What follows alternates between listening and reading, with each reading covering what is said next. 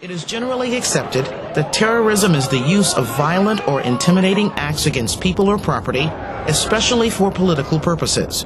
What would your biggest mistake be, and what lessons have you learned from it? I wish you to give me this written question ahead of time so I could plan for it. Major combat operations in Iraq have ended. 30 U.S. soldiers have been killed. The United States and our allies have prevailed. Rebels controlled Fallujah. The deadliest week since President Bush declared an end to major combat. I don't want to sound like I've made no mistakes. I'm confident I have. A deadly day in Iraq. I'm sure something will pop in my head here. Just put me under the spot here, and maybe I'm not as quick on my feet as I should be in coming up with one. There are some who feel like they can attack us there. The answer is bring them on. Suicide attacks and roadside bombings have killed 6 more American soldiers. Dozens of Iraqi insurgents ambushed a group of Marines. 56 soldiers and Marines killed over the last week. 2 more American families got the news today their loved ones were killed in action. Ladies and gentlemen, I present a White House election year album. Nearly 380 tons of powerful conventional explosives are missing.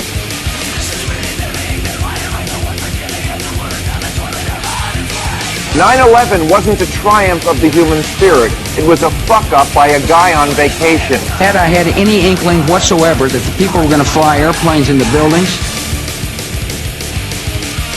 we would have moved heaven and earth to save the country. I believe the title was Bin Laden determined to attack inside the United States.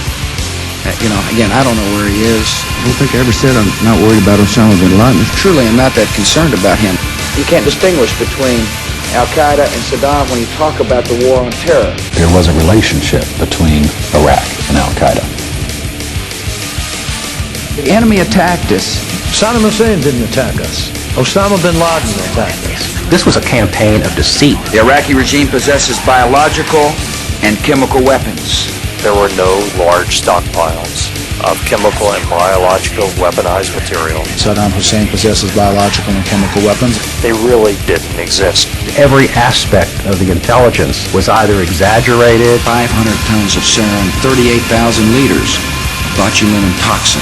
We don't want the smoking gun to be a mushroom cloud.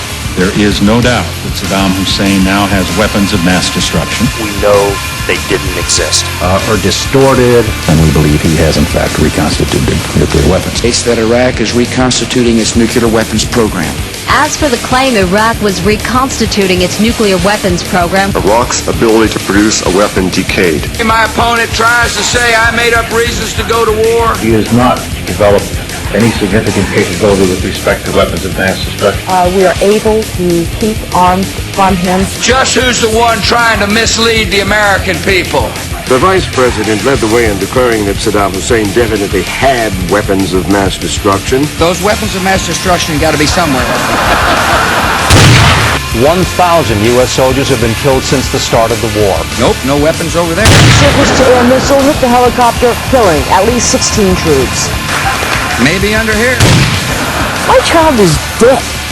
I'm waiting for his body. Although we have not found stockpiles of weapons of mass destruction, we were right to go into Iraq. The White House continues to insist it is making accomplishments in Iraq and refuses to pull back. We will in fact be greeted as liberators. A familiar scene of horror. This American civilian apparently murdered. The second hostage in 2 days now. Jack Hensley has been beheaded. I think we'll make a major progress again. Please help me. Americans are known for committing atrocities. This is about fundamental human rights and the way people should be treated. Forced sex acts, wounded, bleeding prisoners, and more humiliation. How did this happen? Failure in leadership, sir? On November the 2nd, the people of America will reject the politics of fear. Thank you. Good night. God bless America.